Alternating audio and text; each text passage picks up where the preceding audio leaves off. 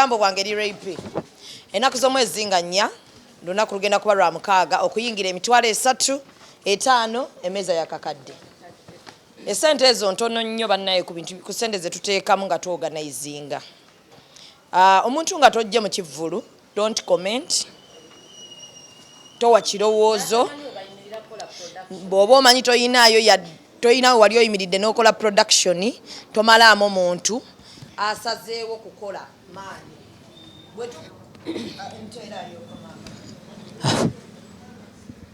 oyagala tugikwata ebiri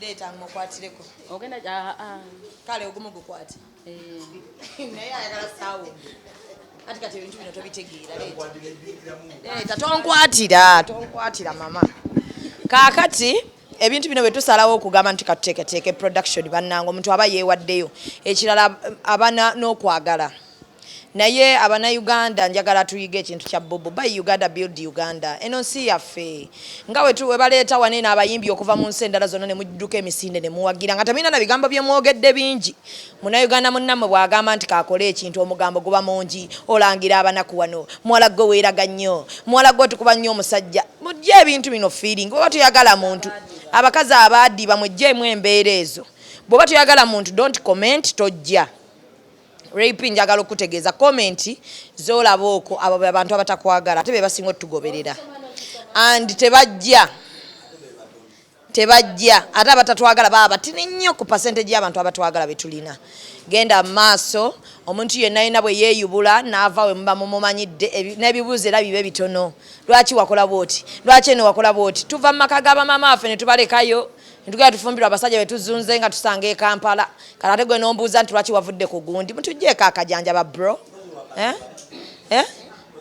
nze nnobanga sigwegusoose just mwakamanya naye nga ennaku z'omwezi 4 bambi nsaba mujje muwagire rape bad black weebale bambi weebale munnange simanyi oba bulumi bwa maama engeri gye bamukubamu najjaaka mmonde ng'ogambye kanyimuke nali njagala nnyo kuba bukwate maama sijasobola kukwatira maama sibulya engeri gye bwakulamu nabwo obuzindaalo olemwa nze ndi gundi human right defender and an activist no sirina feminist kitegeeza kikyannema okumanya naye am an activist of LGB ati ndi human rights biki kati kinkakatako okubaano kubanga ndi mulwanyirizi wa ddembe ate ki ddembe lyange human right defender so kati wempulira ku domestic violence mbadde nnina okuzukuka mu buliri nga komando nzije omukazi ng'oli eyo nnyongera okugamba ku lw'omukaaga nga nnyeno wiiki tuggulawo ssaawa emu jangu osasule sente ezitali nnyingi jangu you get motivated come and be motivated come and learn how to stand as a mother nze ola Zubeda nkwiza abaana bange bana as a single mother nina akasajja kakimuswaga akasajja ko buli wenkirowooza nnyiiga kati omwana namumujjako omwana wa Sepuya Ujini mwagaza DNA ate yafuna kubanga nabalaabalamu nga Sepuya gwe nadigida naye mu gwe 11 kano kakimu nga ka mwaka guli omwana muwanvu kimu mumpi mwavu oli kati football alina obutuuze bwa Sabia ajjawo omwana wange obutuuze obw'Esabia Europe muyita naye ewaabwe wataata w'oluviiri ngenda ddujja ku Sezaala bulungi omukwano yali yandagawo naye ng'ebyo byonna abakyala tunyigirizibwa akasajja okazaalidde omwana tekakuwa buyambi kimu yakateekamu emitwalo 2 omwana alina emyaka 12 bukyangambaawo at least ko Jona tata Jona nasooka ne mutundako miliyoni 10 wano we bansibira awo si kukuluma abakyala njagala basingo mother guno omuzannyo toyina gusubwa ate era wakoze bubi rape n'otanteekamu oguddako omuzannyo nyamba tondeka mabega ntwalira ku kisawo Sina kye neetaaga just kubeera mu bana abakyala tulina okkunga abakyala babonaabona abakyala really they are struggling, they are suffering. Balaba okwo ku media in filter na makeup. But deep inside nga tebannali olaba mukyala kubeerako ku media n'akuvuma. Naye nga wa n'abasajja nabo babbula. Kiri Kampala. N'abasajja nabo babbula. Simanyi obuzindaalo nsigala nkyabwogererako. Njagala okwebaza aba sponsors ba Rape okuli Sanyuka TV era nga tuli live mubadde nayo okuva bwe yabawa idea ye nti agenda kubanga ata premiering a movie mwebale nnyo mwebalire ddala abalala bakola munnanga balina TV ze bakolerako ate ne batabeerawo. Sanyuka TV mwebale nange njagala obbeebazaako ensuso mumbeereddemu nali sikisuubira mwana ttu mulina olumu bwe mugamba nti katubeereremu ku bantu. Nita Bridals bagomesi ayi kanaatera okuddamu okukola omukolo. Flower World bebe ebimuli bino ababikozeeko era Rape mutero mulaba nga akoleyo videos aba Crown Juice be bakuletedde ka juice mama nange kano kampomedde sikabi kalungi nnyo ddala ba sponsors mwebale nnyo mwebalire ddala nammwe company eziri omusobola okugula ticket ne mugulira abakyala ne batoze n'ogamba abakyala babonaabona esatu ordinary ngiyiyeemu Rape labonite ejjule Rape nga abasanyusize okujjako abannayuganda stress mulina y'amaanyi omuntu alwawo. Banange mutusponsoringa abagagga b'oku TikTok owange. Abagagga simanya bamugagga muto Brown White jajja mwami ali mu kibuga. Mujje musponsoringa omuzannyo guno gwe kasitoba nga weesoma nti oyina ssente. Jango sponsoringa omuzannyo. Nga sinagenda eri ani yatuyise wano onako lwaki tuli wano. Bangambye omukyala Leila Katapiza atuuse. Era nsaba afune watuula tumuweere ddala ayogere oluvannyuma tuwe Rape ate tugende mu bibuuzo. Banaye mufune Leila Waita tumuwe obuzindaalo buno akunga Abannayuganda ennaku z'omwezi nga 4 ffenna tweyiwe wano ku Labonita oluvannyuma Rape ayogere ate tufune ku bibuuzo tumale tuddeeka. Bannange abantu temwambula omukyala ayambadde bulungi n'anekaanekana.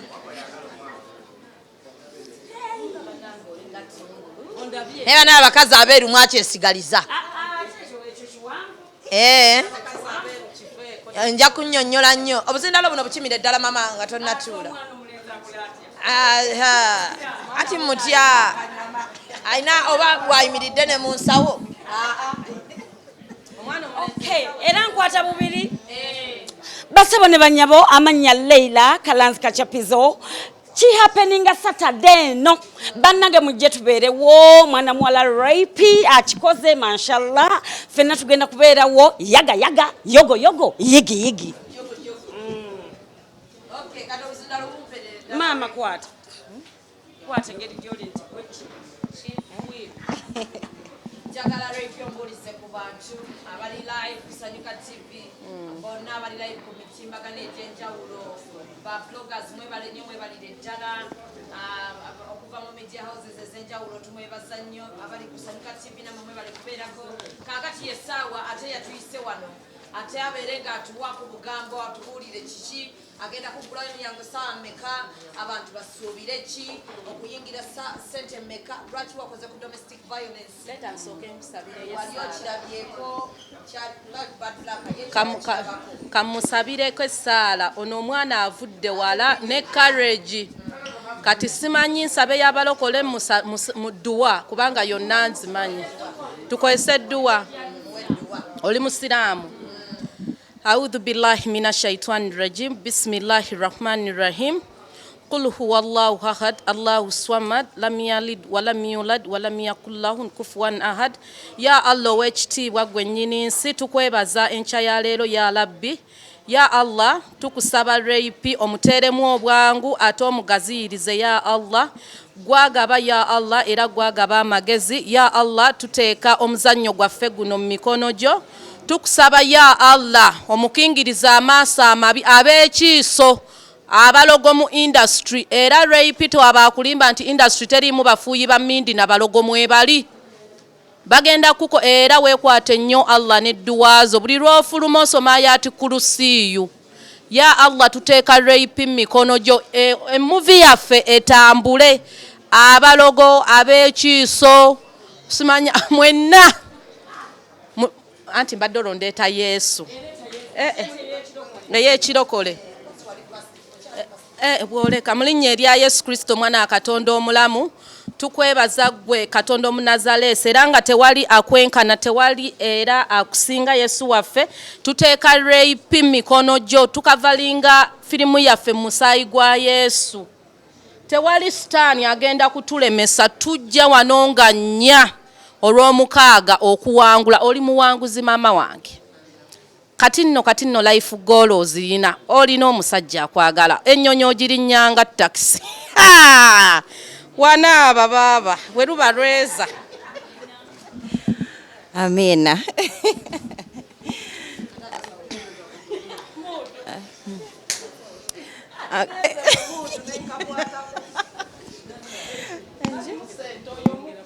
okay. Bane neyanziza nnyo neyanzeege nsanyuse mwena okubalaba banamawulire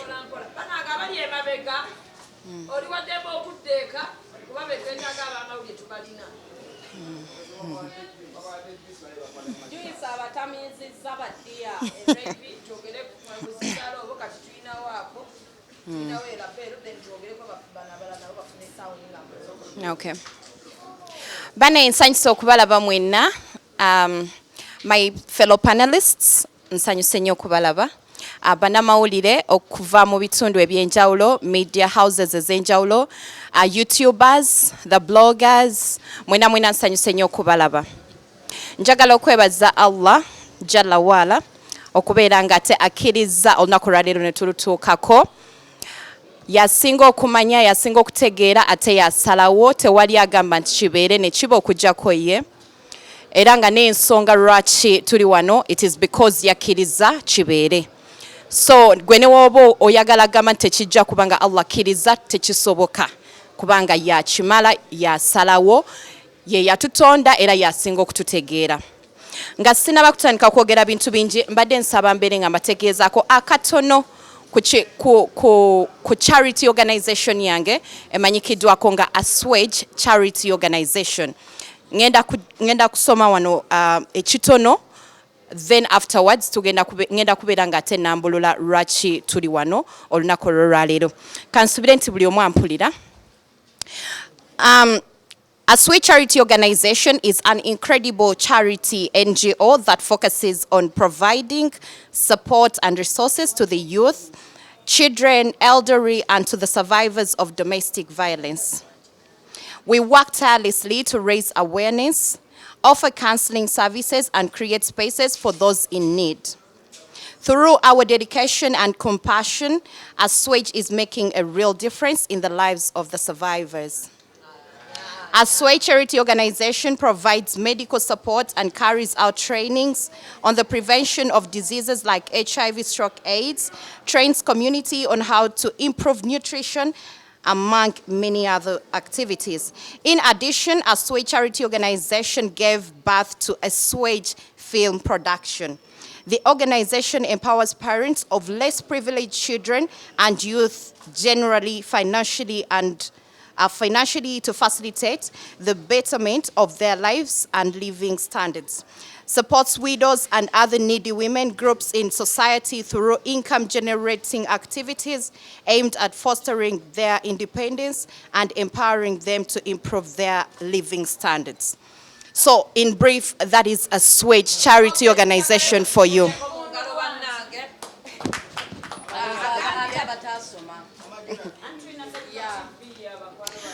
Kati kituufu. So mu bufunze nti eno organization gye tuyise Aswage abasinga bagiyita Aswage oba what naye bagiyita Aswage. Aswage kitegeeza relief okukakanya nga bw'onoobeera omulwadde n'ogenda mu ddwaliro ne bakuwa eddagala tekiina garanti nti tojja kufa ku lwa nsonga nabo basawo busawo just bakuwa okukakanya naye tekigamba nti togenda kufa era osobola okufa kuba Allah yasalawo. Kati eno aswegi naffe tukakanya obulumi abantu bwe bayitamu ab'enjawulo. Kyovola abantu tugambye tufaayo eri abaana ba youths, abavubuka, abakadde, bamaama ne boy child. So mbufunze nti the youths oba the children bonna we cover them at once. Tuba coveringira wamu mu kubeera nti no tutwaliramu omusajja, omukyala, omwana, buli muntu as long as ali mu bwetaavu. Eno Aswege Film Production yazaalibwa Aswege Charity Organization.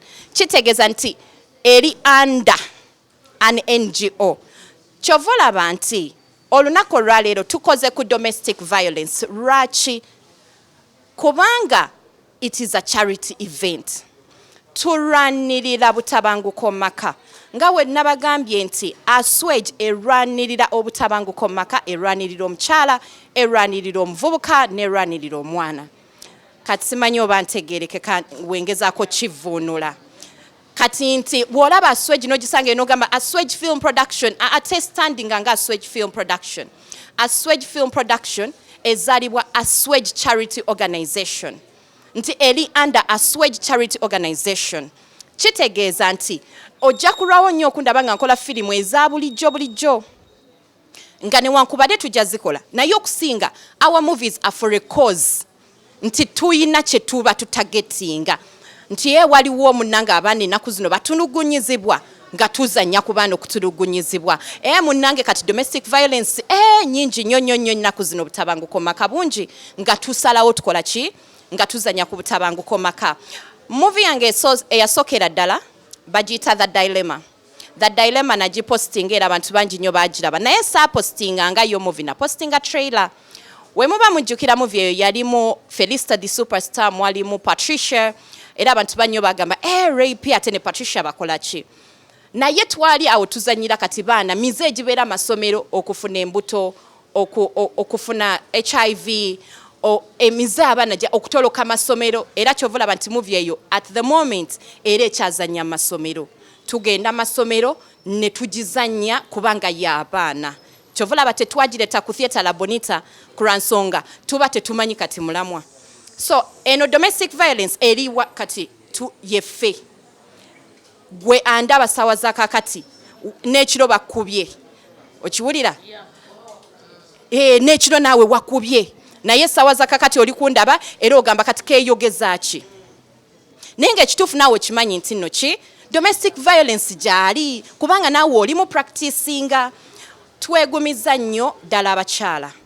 Mu butuufu twegumiza nnyo. Bad Black yagenze n'agamba nti ofuluma we bati notekako ka smile naye ng'ekituufu toli bulungi. N'okwata ekipaapi n'okikuba make-up. Abamu ku ffe olaba skins zaffe nga teziriko make-up era nga bwe ziri bwe zityo. Okitegeera? Naye waliwo oli nga waba talina make-up. Oyinza okulowooza is she a punching bag oba ng'oyinza olowooza nti alwanagana ekiro ne punching bags. Naye ng'ekituufu si bwe kiri. Ekituufu balwanagana. Naye twerabira nnyo nti bwe tulwanagana kyaffectinga abaana. Bad Black yagambye nze nalabako bazadde bange. Tata wagambye ye Kafeero. Tata Kiza. Yakuba mama wange. Okitegeera? Kati Bad Black ekintu ekyo kikyamuli ku mutima nti omwami oli yakubaani maama we. Buli omuzadde oba buli abazadde bwe mulwanagana nga abaana babalaba kyaffectinga abaana. Omwana n'atuuka nga yeekyaye. Omwana n'atuuka be bana abaana be tulaba ku social media nga bali very bitter. Ng'omanyi omwana munyiivu naye nga tomanyi obusungu buvaawa nga naye buviira ddala ku ggumba. Kuransonga yakula yamanyi. Exactly. They don't have love. Yanga they are already what? They are already what? Traumatized. Ndowooza mukitegedde. Nga the kids are already traumatized. So n'olw'ensonga eyo. We are here to fight domestic violence because I believe it doesn't affect the two people that are in this, but it affects everyone around it. Omwana akula nabeera nga tasobola kuwa respect mukyala we. Omwana akula nabeera nga tasobola kuwa respect musajja lwa nsonga ki? Yakula alaba nga taata akuba maama, maama akuba taata. Ninako movie gye nalaba omwana yagaana ofumbirwa. ng'agamba maama saagala genda mu bufumbo nange bankube n'afuna ssente exactly omwana n'agaggawala n'afuna ssente nga naye agamba nze maama nja kubeerawo wano naawe mu nnyumba maama we n'amugamba nedda osobola ofuna omusajja omulala okitegeera nti leero tuvaayo we tuulaga abasajja baffe ne tubagamba nti omusajja ono anjagala nga mu butuufu olabira ddala omukwano we guli abali traumatized bagamba mubikola mu kamera lwansonga balina obusungu kubanga bo balaba tekisoboka kubeera nti olina omuntu akwagala. They feel it's impossible. Nayenga, it is possible. That is why we want to fight domestic violence and spread love. Me as a person, I am love. I am here to spread love. Woboli msajja, I meet so many men bagamba we bale tuyigiririza abakyala baffe kutwagala. Enaku zino abakyala bakyusamu batwagala. Kati we tetupostinga because twagala balumya. Twagala mutu. You get motivated. We are doing this so that you get the love. We are doing this so that you're motivated. We are doing this so that the children we are raising, bakulanga baina love. Your children. Actually, we are helping them. Abachala batamanyi mukwano. February tupostinga bababa fe. Tubayamba how they can handle their man. Yeah. Now. Now. So we are teaching you how you can handle your man. When you go, they are traumatized, they are stressed, they are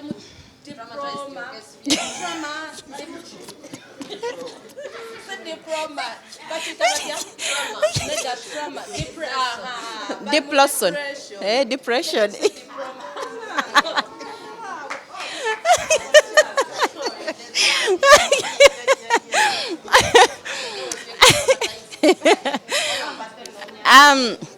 Nayenga tukomyewo ku mulamwa nze ng'omuntu njagala okuranisa obutabanguko mu maka njagala nga kye tulaga ku social media ddala kyekyo kye tuli ewaka kubanga era nakyo kituufu gye bali abalaga ku social media nga balaga nti bali happy nga naye mu byaddala they are not happy nga mu butuufu they are going through a lot.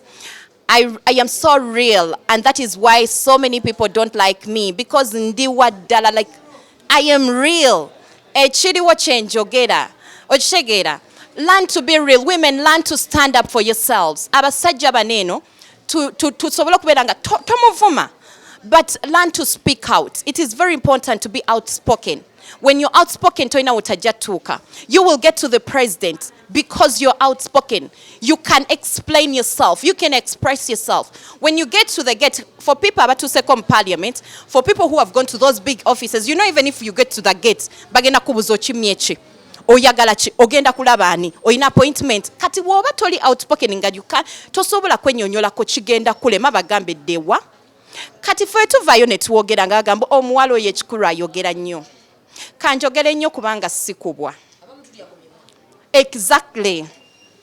Kanjogere nnyo kubanga sikubwa ate saagala kubwa ate saagala kujogebwa. Abakyala mukkiriza okubajoga. Abaami mukkiriza okubajoga. Naye ng'ate ffenna tusobola obutajoga mulala kasita ffenna tumanya kye twagala. N'omanya nti obufumbo buno mbulimu lwaki? Si lwa ssente, mbulimu lwa mukwano. Kubeera nti no nsobola okwogera ne munnange ne mugamba nti naye gundi ejjo wasuze wabweru. Lwaki wasuze wabweru nota communicatinga n'atakuba luyi kubanga omusajja omulala omukubi aba yakuyisizaamu ddolu n'agamba nze tebambuza gye nva. Why? Kubanga mulembe gw'edda batugamba tebabuza musajja gy'akola ki? Kaakati nze owange mmubuuza. Ebyo sibikiririzaamu ebyamusimanya tobuza musajja gy'ava kakitegeeza nange nja ssulayo tombuuza gye nva. Mu bufunze kitegeeza nti we muba mwagalana talina nsonga emusuzayo n'atayogera kuba abajja kusubwa ekiro ajja kugamba hani sigenda kudda lwa nsonga abc tetulina buzibu for you to be out with your boys playing watching games and what tetulina buzibu but communicate. Tonfula as a toy nti ndi kiddole kyewateeka mu nyumba yo komawo nkuwa emmere nkunaza ebigere nkube engatto ngolole engoye because what am I your maid? Bananga abakyala temuli bakozi muli bakyala b'abantu bano not housemates. Twawule omukyala ku mukozi era abakozi tuba hiringa ne tubateeka mu nyumba. Kati bwompisa ng'omukozi kiba kitegeeza tonjawudde na mukozi. Omukozi yatajja kubuuza gy'ova nze mchala wasula naye mbuliri I need to know kati woba bakutusizaako obuzibu weba bakutusizaako obuzibu nga tewangambye wajolaze. We are here to fight domestic violence. We are here to stop domestic violence. Tuli wano siramwe nkano. I respect my husband a lot because mwagala nnyo. And he respects me a lot. Ntegeeza ki. It is a tit for tat. Mpankuwe. Njagala nkwagale. Lwaki njagala tanjagala? Lwaki mwesiba mu bufumbo gye batabaagala? Muli mu bufumbo babakuba because tebabaagalayo naye temuvaayo mbu omusajja nnaamugjawa. It is okay for you to know your worth. Ontudde olw'abaana baana ki? Ate olwo gwe nga gwe lwaki weerabira? Exactly. It's very important to care about your mental health, your mental sanity.